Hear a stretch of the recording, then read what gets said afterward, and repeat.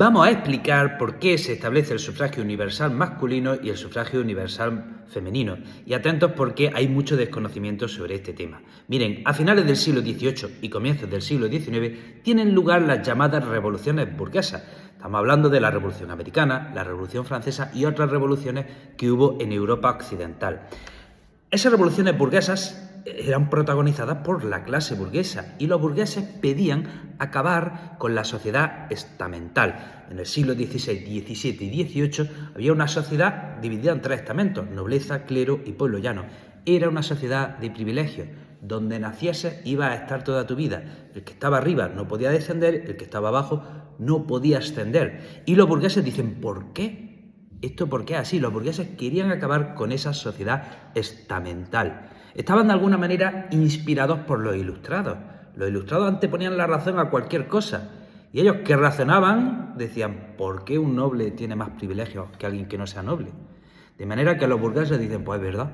Y es de ahí que empiezan las revoluciones burguesas. Primero la Revolución Americana, luego la Revolución Francesa, luego en España tenemos las revoluciones del 20, etcétera, etcétera, etcétera. Y cuando los burgueses toman el poder, establecen regímenes parlamentarios, donde la gente podía votar, y había un sistema de partidos, pero atentos. Y aquí viene, esto es importante aclararlo porque, repito, hay mucha confusión respecto a esto. Cuando los burgueses llegan al poder, ¿qué hacen? ¿Lo comparten con todos? No. Cuando los burgueses llegan al poder, se lo quedan. Repito, cuando los burgueses llegan al poder, se lo quedan. Las clases medias y las clases bajas quedan fuera del poder. ¿Y cómo limitan el poder? A través del sufragio censitario. De manera que en la primera mitad del siglo XIX, en las primeras elecciones, solo podían votar las clases altas y las clases medias altas. Y en cada parlamento había dos partidos políticos. El Partido Conservador, que representaba las clases altas, y el Partido Liberal, que representaba las clases medias altas. Nadie representaba a las clases medias ni a las clases bajas. Bueno, nadie lo representaba porque es que no podían votar. Porque no podían votar. Estamos en la primera mitad del siglo XIX.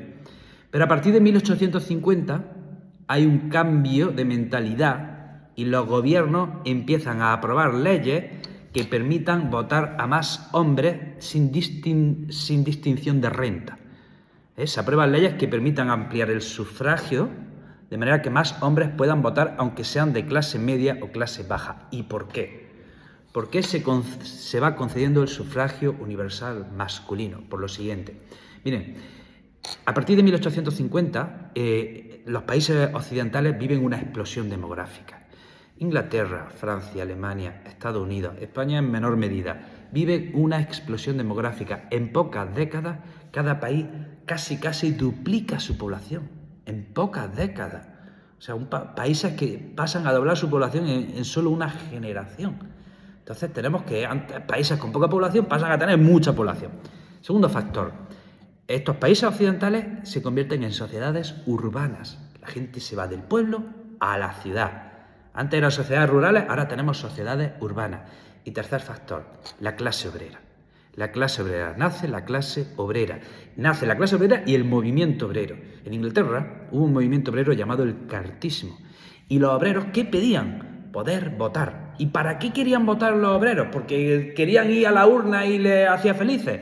No, querían votar porque dicen los obreros, si es en el Parlamento donde se hacen las leyes, pues la única manera que tenemos de mejorar nuestras condiciones laborales es entrar en el Parlamento y proponer mejores leyes que defiendan nuestros derechos y nuestras condiciones laborales. Así que los obreros en Inglaterra piden el derecho al voto para poder cambiar el sistema desde dentro. ¿Vale? Entonces tenemos esos tres factores. Explosión demográfica, nacimiento de la sociedad urbana y nacimiento del movimiento obrero que pide también derecho al voto. Entonces, ¿qué sucede? Que ya no tenía sentido tener gobiernos elegidos por una élite que gobernaba de espalda al 80% de la población. Eso no era funcional. O sea, tener un país gobernado por una élite que estaba dando la espalda al 80% de la población no tenía sentido. Además, otro factor que se me ha olvidado, la educación se va extendiendo cada vez más la gente ya va teniendo formación académica. O sea, no podía seguir existiendo un gobierno elegido por una élite que dejase fuera al 80% de la población. De manera que es por eso, por lo que se va ampliando el sufragio censitario hasta que a finales del siglo XIX se concede el sufragio universal masculino en prácticamente todos los países occidentales. Y ahora, ¿cuándo se concede el sufragio universal femenino? Bueno, pues podemos decir que se aunan dos factores. Miren, los ilustrados decían que todos somos iguales. Que todos somos iguales. Los ilustrados decían que todos somos iguales. De ahí, de la Ilustración, nace la Revolución Americana y nace la Revolución Francesa.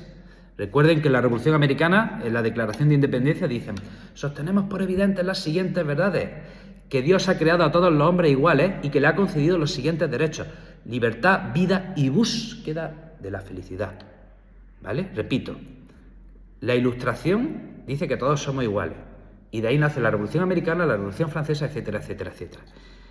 Y si la Ilustración dice que todos somos iguales, ¿por qué las mujeres no pueden votar? Hay una contradicción. Ahí hay una contradicción clara. ¿Vale? A poco que le des vuelta, llega a esa... Si todos somos iguales, bueno, ¿por qué no pueden votar las mujeres? De hecho, en Estados Unidos el debate va más allá. En Estados Unidos dicen, bueno, ¿por qué no pueden votar las mujeres y por qué no pueden votar los negros? ¿Vale? O sea, en Estados Unidos se juntan los dos debates, se juntan las dos reivindicaciones, el sufragio universal femenino y el sufragio universal también para la población negra, ¿vale?